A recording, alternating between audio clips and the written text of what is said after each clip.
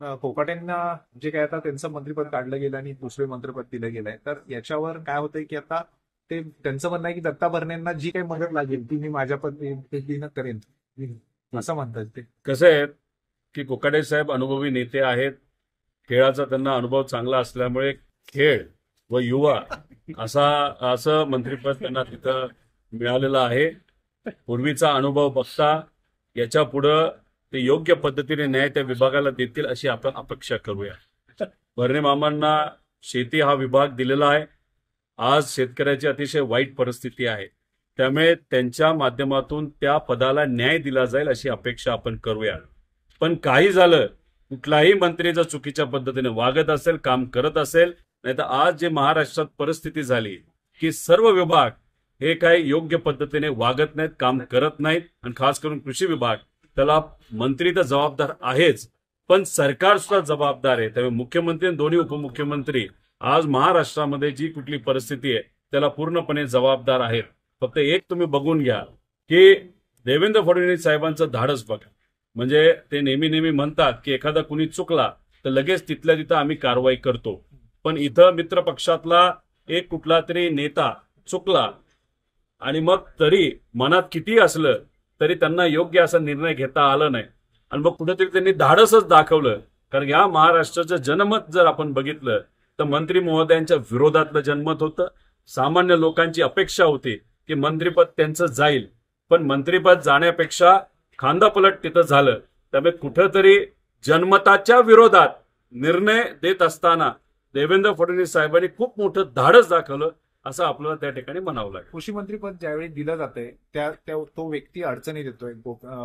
धनंजय मुंडे असतील, माणिकराव कोकाटे असतील, आता मकरंद पाटलांना सुद्धा विचारलं गेलं की ते मंत्रिपद घेणार का, पण ते इच्छुक नव्हते.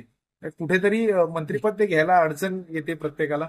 नाही, तसं जर असेल तर त्याला अंधविश्वास म्हणतात, आणि आम्ही कुठेही या विषयावर तिथं महत्व देत नसतो. असं काही नसतं.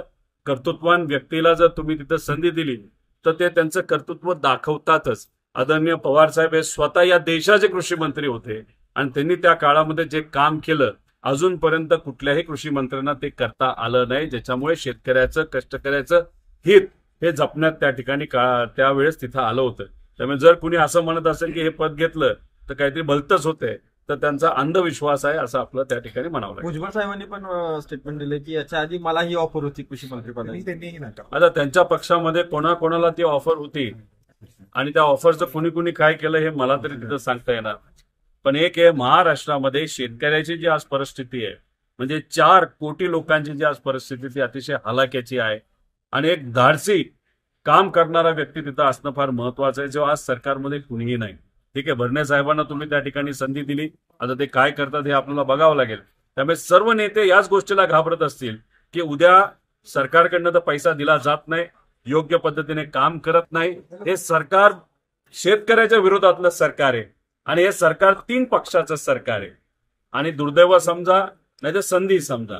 संधी याच्यासाठी की शेती विषयामध्ये खूप चांगलं काम करता येईल, पण आज सरकारकडे पैसा नसताना दुर्दैव असं अजितदादांकडेच या त्यांच्या पक्षाकडे हे खातं आलेलं आहे. म्हणजे वरून देवेंद्र फडणवीस साहेब नाक दाबतायत आणि पद मात्र हे आहे दादांच्या पक्षाकडे. त्यामुळे नाव कोणाचं खराब होत असेल तर दादांच्या पक्षाचं नाव तिथं खराब होतंय. त्यामुळे देवेंद्र फडणवीस साहेबांनी चाणक्य नीती वापरून अशी खाती जिथं तिथं लोकांच्या शिव्या ऐकायला लागतील, नाहीतर कुठंतरी अडचणी येत्या काळामध्ये येऊ शकते, हे सर्व खाती हे मित्र पक्षाला दिलीत असं त्या ठिकाणी आपल्याला म्हणावं लागेल. दादा, ऑक्टोबर-नोव्हेंबर मध्ये निवडणुका लागण्याच्या शक्यता आहेत असं राज ठाकरेंनी कार्यकर्त्यांना कामाला लागण्याची सूचना केलेली आहे. ठीक आहे, त्यांनी आता कार्यकर्त्यांना जो काही संदेश दिलाय तो त्या ठिकाणी दिलाय, पण त्यांनी अजून राजकीय भूमिका स्पष्ट केली नाही. त्यामुळे येत्या काळामध्ये राज ठाकरे साहेब आणि त्यांचा पक्ष काय भूमिका स्पष्ट करतो हे आपल्याला तिथं बघावं लागेल. फक्त मला या सर्व मोठ्या नेत्यांना, राज ठाकरे साहेब असतील, त्याच्याचबरोबर आपण वंचित बहुजन आघाडी हा पक्ष असेल, त्यांनी कुठेतरी येत्या काळामध्ये तुम्ही संविधानाबरोबर आहात, सामान्य लोकांबरोबर आहात की नाही हे कुठेतरी येत्या काळामध्ये स्पष्ट करणं फार महत्वाचं आहे. नाही तर होतं असं, ज्या पद्धतीने काही भूमिका तिथे घेतल्या जातात त्या भूमिकेचा प्रत्यक्ष फायदा हा नेहमी भाजपला झालेला आपण सर्वांनी बघितलेला आहे. मुंबईमध्ये मराठी अमराठी असा जो वाद त्या ठिकाणी निर्माण केला गेला तो भाजपकडनं निर्माण केला गेला आणि नंतर काही प्रमाणात मनसेच्या कार्यकर्त्यांनी थोडस भाबडेपणामुळे नाही तर कदाचित भाजपची रणनीती न कळल्यामुळे ज्या पद्धतीने त्यांनी काही गोष्टी केल्या नाही तर आक्रमक पद्धतीने तिथं त्यांनी वागणूक केली त्याच्यामुळे अप्रत्यक्षपणे फायदा हा भाजपचा खूप मोठ्या प्रमाणात झालेला आहे.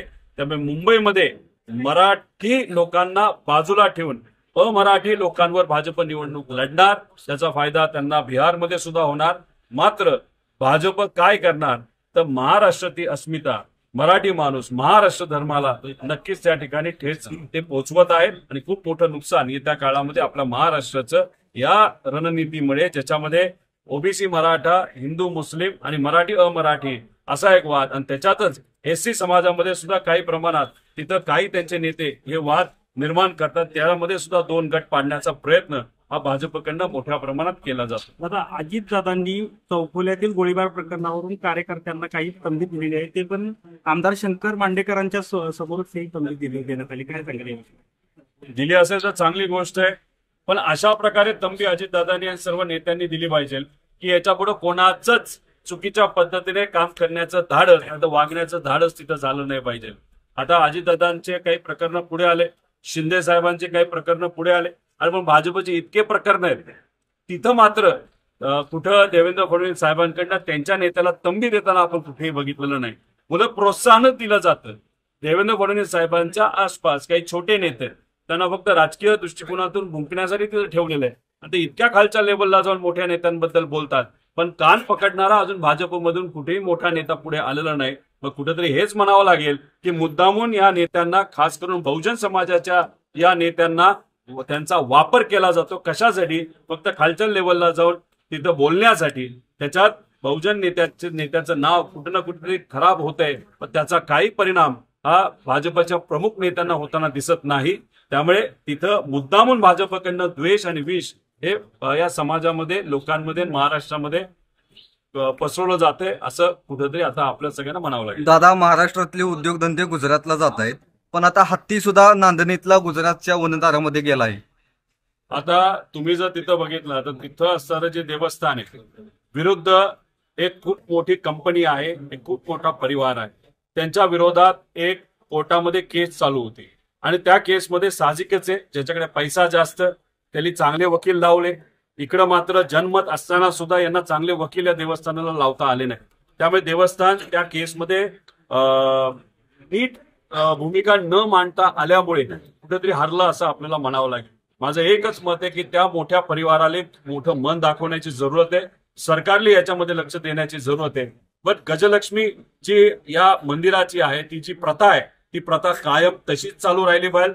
जनमत लोकांचं मत हे त्या प्रथेच्या बाजूने आमचं मत प्रथेच्या बाजूने आहे. त्यामुळे सरकारने या बाबतीत नक्कीच लक्ष दिलं पाहिजे आणि तिथं असणारी गजलक्ष्मी जे आपण त्याला हत्ती म्हणतो तो हत्ती तसाचा तसा परत एकदा त्या मंदिराला देवस्थानाला त्यांची पूर्वीपासून येणारी परंपरा ही जिवंत ठेवण्यासाठी दिलं गेलं पाहिजे असं आमच्या सगळ्यांचं मत आहे. फक्त एका हत्तीचा हा निर्णय नाही तर गडचिरोली या भागातले 100-200 हत्ती जे आपल्या महाराष्ट्रातले हत्ती होते हे सुद्धा त्या ठिकाणी त्या झू मध्ये काही वर्षांपूर्वी 1.5 वर्षापूर्वी पाठवण्यात आलेलं हे सुद्धा आपण सर्वांनी लक्षात आणि ध्यानात घेतलं पाहिजे.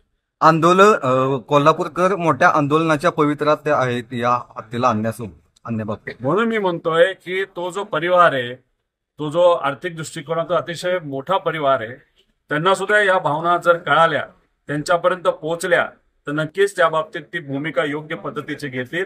सरकारने त्यांच्याशी बोलावं. त्यांनी सुद्धा लोकांच्या मनामध्ये लोकांची जनाची काय भूमिका आहे भावना आहे हे समजून घेऊन तो तसा हत्ती त्या मंदिराला देवस्थानाला पुढच्या काही दिवसामध्ये द्यावा अशी आम्ही सुद्धा नागरिक म्हणून त्यांना तिथं विनंती करतो. आणि सरकार मध्यस्थी करायला कुठेतरी कमी पडलं तर मग मात्र त्या ठिकाणी लोक या गोष्टी विसरणार नाही.